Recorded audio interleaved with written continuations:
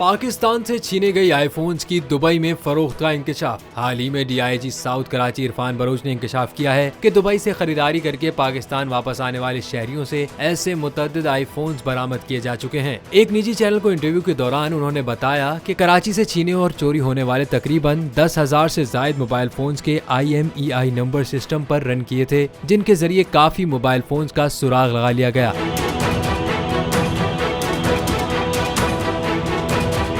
उनका कहना था कि बहुत से शवाहिद सामने आए हैं कि कराची से छीने और चोरी किए जाने वाले मोबाइल फोन दुबई और अफगानिस्तान में फरोख्त होते रहे हैं। बहुत से फोन बलूचिस्तान के रास्ते अफगानिस्तान स्मगल हुए और वहां के मकामी मार्केट्स में फरोख्त किए गए, जिन्हें वहां से खरीदने के बाद जब पाकिस्तान में इस्तेमाल करने के लिए खोला गया तो IMEI नंबर्स के जरिए ये मोबाइल फोन पकड़े गए। डीआईजी साउथ इरफान बलोच ने मजीद इंकशाफ किया कि जदीद तरीकों से आईफोन के कोड iCloud पासकोड खत्म किए गए। उन आईफोन्स को रीसेट करके दुबई की मार्केट में फरोख्त किया गया। पाकिस्तान आने वाले जिन शहरियों से ये आईफोन बरामद हुए वो तमाम दुबई की मकामी मार्केट से खरीद कर पाकिस्तान लाए थे।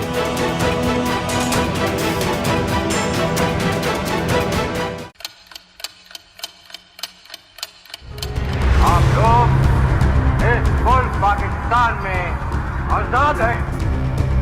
सहाफती उसूलों पर कारबंद बोल न्यूज ने रखी रिवायत बरकरार। बोल न्यूज की जानिब से देखने वालों को यौम आजादी की बेहद मुबारकबाद। मुल्क भर से जश्न आजादी की तकरीबात बोल ने दिखाई अपनी स्क्रीन पर।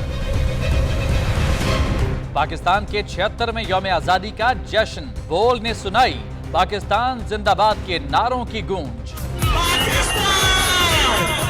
बोल की सबसे बड़ी ट्रांसमिशन में पाकिस्तान का नाम रोशन करने वालों ने दिए कौम को पैगामात। बेपनाह मुश्किलात का सामना करके इस मुल्क को हासिल किया। आज़ाद कौमों को बहुत सी कुर्बानियाँ देनी पड़ती हैं। 76 वालियों में आज़ादी का दिन जोश खरोश के साथ मनाया, क्योंकि जिंदाबाद पाकिस्तान ये है बोल की पहचान।